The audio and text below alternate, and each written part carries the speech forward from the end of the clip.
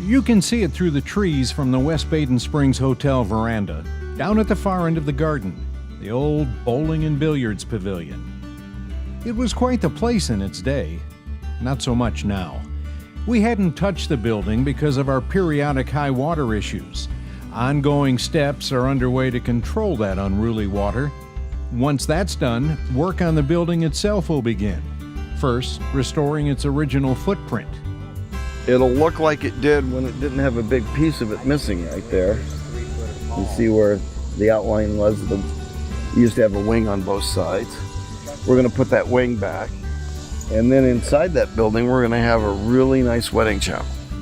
Kind of hard to believe when you look at the place now, but the hotel itself looked every bit as bad when that renovation began. And we've learned never to underestimate a cook when it comes to renovating around here. In fact, when Carl saw the first artist rendering of the finished project, he wanted more gold.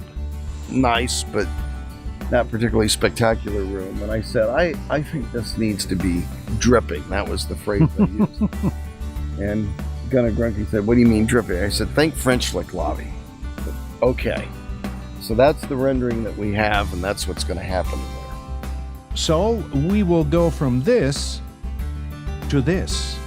Yet another spectacular venue for weddings and other special events, and another historic building saved.